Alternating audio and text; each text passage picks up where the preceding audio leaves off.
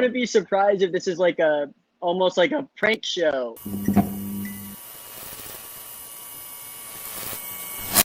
But the service is kind of going in and out. But we can keep trying. Is it good on your guys' end with the service? Yeah, it just seems like you're kind of staticky. We can deal with it, but I can tell you that this makes great content for a video. I am enthralled right now. So, Taji, yeah, why I mean, you guys can probably keep kind of going at it, but I just kind of coming in like it's, you know, it's like it's hard to explain. It's almost like a alien kind of interception of some sort that's going on here. We're feeling that on our end, Yeah. with communicating to you. But Sorry? I guess how we can do this is we'll give you a question. I wouldn't be surprised if this is like almost like a prank show, it seems. Yeah, someone like you would be due kind to of the like the problem. connection. The problem is we can't control your Maybe connection. my Wi-Fi or my connection is just. Oh my God! Get like a booster or something. So it's my fault. It could be my to blame. Can you have them give you So a it's my parent's spotty advice connection that's causing this issue. Yes. So I could get a better connection over here? I don't know. I mean, you should do a bad review episode on your internet connection. My connection was just fine. This is definitely a bad connection. There's no doubt about that. But usually when I'm regular kind of, not to say that this isn't a regular affair, but you know, like FaceTiming, like, you know, I'm trying to think of some other apps I use. Zoom, for example, everyone's using nowadays. Like that one usually comes in pretty clear. Now it's kind of working better all of a sudden. Yeah, all of a sudden it's kind of working a little bit better. I'm just surprised that it's so spotty, but you're telling me that you're like back and forth between you, Jeff, and Landon. It's like coming in crystal clear. Okay, good. So we'll just kind of start the questions here, give you some time. That's in between. Say that's a correct statement. Okay. Am I the one being interviewed now? I'm not sure what's going on. Yes, that's correct. So Taji, what is your story? That's correct. That wasn't delayed at all. Oh man, this connection.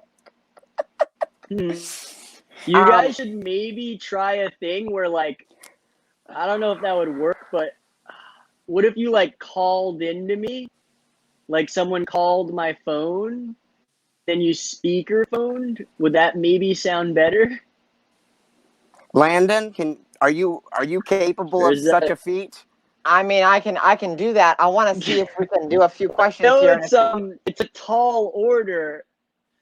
It's like maybe there would be a way to have the live stream going while a phone call is going. Okay, so here's what we're gonna do. And the audio. I mean, I guess it's working for now. All right. Well, okay. Exactly. So what we're gonna do is we're gonna ask you a question and let you start answering it, and then Landon will pretend like he's paying attention and he's gonna see what he can do. Okay. Is my audio coming in clear on from what I'm talking right now? Yes, it's going good. Are we delayed on your end? Yeah. Okay. Good. Yeah. Okay. So great. Here's the first question. Taji, what is your story? How did you get involved with Vice as the producer and shooter? Okay, got it. I heard that question. Barely, but I did hear it. Okay. So how did I get started as a shooter producer? That's the question, correct? Yes. All right. So I was really into photography, you know, when I was younger, and doing some video here and there, you know, like photography and they go hand in hand. Sure. So I applied to an internship at Vice Media because, you know, everyone was talking about Vice. It's this cool place. They, you know, throw these events, parties. They have a magazine. Like, you know, they got a lot going on. Apparently, it's like also was becoming a video thing right at that time, or it kind of had already a little bit. So, you know, it's like a hip happening spot in New York. And I was, you know, growing up in New York, hanging out, and at this point in need of an internship. So, it's kind of the only place I could imagine applying. Yeah, I just, applied and somehow, got it. It was still competitive even back then, even back in the day, as you can imagine. And got lucky, saw someone I knew there. They'd, seen me around the scene, skate kind of parties, that kind of stuff. And, just right place at the right time with a mix of the right research, online. So combining all of that, I was able to land the internship, which eventually, led to the position of producer shooter where I am at right now as we speak, which I'm very thankful for. So when you, Landon's gone, so I'll ask you a question. It's good to have a co-host. So it's not just my connection. Is it not just my connection? I can see you and I are doing fine right now. I'm blaming it on Landon. I'll be honest, and you know what? I'm gonna forever blame it on. Yeah, Really? because right now I can hear you fine, and the connection is All right. great. So I'm gonna ask you a question. Well, he's not here either, so it's easy to blame him as well. 'Cause he's not here to, say otherwise. So we'll just go ahead, I guess, and So as a kid, little Taji, skateboarding. When did you start skateboarding? Yes. And then when was from what I read, that's what the career you kind of wanted to go towards. What was your life goal, and how did skating lead you there? Because I like skating. So go ahead. Cool. That's a great question. Thank you. I see you've done some research, and that's awesome. I never even been asked that question, so let me try to answer it. At first, hi, Landon, you're back. Hi. Please don't let me stop you. It was Landon, how you doing? All right, sorry. It was going better when you weren't all here, right, but go ahead. So, all right, well, he's back. We'll see what happens. Oh man, I'm in a jam now. Just kidding. I got this. All right. We can always kick Jeff out, so please continue. So I definitely aspired to be a professional skateboarder growing up skating. That was the goal. I was very passionate about it. I was doing it, at least like 7 days a week, not 24/7, but, close to it practically. Sure. And it got to a point, like a few little injuries, this, that, college kind of stuff, that made it difficult to keep up with the, avid skateboarding to that, extent, and, progressing became very difficult as well. And even before, the whole college and injuries and that kind of stuff, it was just kind of hard to take it beyond, to the pro level. Like, I made it to the AM level pretty much, had a bunch of sponsors. That was cool. But to, really turn into a career was not easy, and certainly did not happen yet, at least. But the community know? brought you a little advantage in Vice because they knew you from that community, right? Certainly. So you could say that the field I have gone into is like kind of in a similar realm through the skateboarding. Okay. And I still even make some skateboard videos, here and there. I actually just had one drop a couple weeks ago. It's like a quarantine skateboard video. We had a bunch of submissions and gave some awesome prizes out. Like, it was a whole thing. It was great. People loved it, people got hooked up. I think, I don't know, we had 3 places, of major prizes, and then another at least, like, I don't know, don't quote me, but I don't know, 4 or so got additional prize, so it was a real cool thing for the skate community. That's awesome. So you still give back to the skating community. I would never call myself that. I just penny bullered for utility. But I was curious. Those are fun, though. Oh, they're fun. Yeah, you can take them anywhere, and it's easy to get away. But I was curious. I watched the episode with Gino.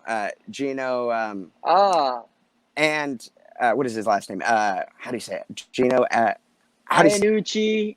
Iannucci. Yeah. I say Iannucci, and maybe it's Iannucci. I think it's Iannucci. I'm not sure. Did you know Gino before watching the episode for the skate scene? He's a legend. Very little, just from the skateboarding world, just But you tangentially. But I was impressed by so a it. little bit about him. But this was the most impressive thing for me. Is my experience with you is very interesting because you are very determined and you walk in to what you do, from what I can tell, with nothing. You walk in free to build what you're doing. You have things in your head to plan. But that episode really worked for me because it just completely summarized that. Because you went there and he thought you were someone else, and you played along until you met him. And I know for a fact that this guy is your idol. So how did that feel, going there knowing he was going to be disappointed and you're going to have to deal with that awkward thing, and maybe he would be like, see you later? Well, to be honest with you, it was actually almost like a misunderstanding where when I had been talking to him on the phone initially, it was like, I assume maybe he did think he knew me, or maybe I had seen him once or twice. You know how you have that kind of stuff, in the scene. So I kind of just ran with it, and in a way, almost like subliminally convinced myself that, it would all just kind of smooth over. You understand? Mm-hmm.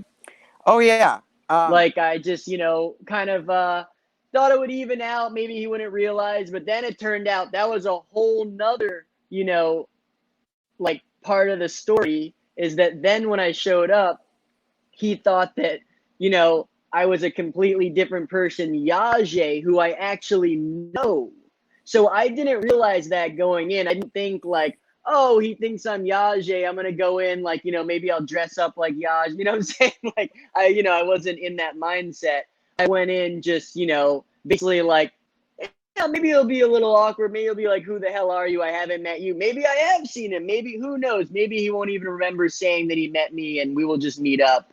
And then there, yes, was that tension, and it didn't go as planned. And he was like, "Whoa, you're not Yaje." But yeah, but just that was, all kind of natural, which was cool because I think, we set some parameters and goals, and like, had a rough, guideline for that particular episode that we were going at. It's actually a pilot, so I shouldn't even say episode, like basically introduction of a potential series, whole new thing. So, we had a little roadmap, but, it got all out of control, as you saw. And, even just going in and showing up, that was a misunderstanding, basically. It wasn't like I, was like trying to trick him or running with him thinking that it's like I went in and then he said that and I was like, oh shit. It's like, I don't even remember, to be honest, what my reaction was, but that's kind of the little like story behind that whole, scenario. So do you think you get more nervous? Like, do you get nervous meeting those people? Because again, that's an idol. So I would be terrified. Like the first time I'd be like, Oh ooh. yeah, I was super nervous on my way in. Like, you see some of the video probably, in the car, and like pretty nervous, but also excited, you kind of just have to like channel that nervous energy into excitement, Mm-hmm. which can easily be done, when you're going to meet your idol, I would think, right? Potentially. That's a great way to If you think can, about it. convert it. Well, that's kind of what naturally happened. And then, hey, it even all worked out in the end, not to give the ending away. Everything was cool in the end. I talked to Gino after. We're cool. We had a couple like misunderstandings here and there in the episode. It all naturally built itself in. And then he even liked it. And it was a fun video. But Oh, then that's the good. skate scene, we're like, oh, this is kind of like, like bad. A lot of them didn't like it. I don't know if you ever like saw any of the backlash that it received. Well, you're self-conscious So of it's your really own work. interesting. It's such like a complex kind of video. Like not only the video, as you and I have been discussing, the storyline and everything just, goes haywire in all different directions, but also like the response and the way it was received, what I'm saying? Like beyond just the video, like, even like message boards. Like, do you remember, I don't know if you know about the Slap skateboard message board. It was like the biggest message board back in the day. I don't even know if there's still a thing. Maybe they are. That's cool. If they are, I should check it out. It's a good time. But it, ended up being like a whole thread, of, I don't know. a lot of, angry kind of banter. And a few, nice compliments here and there, critique, if you will. So So that's a fun story, it's and- beyond even just the video. That's cool you dug that one up. Oh, well, that one just caught me because I felt like it really it boiled you down to what's essential.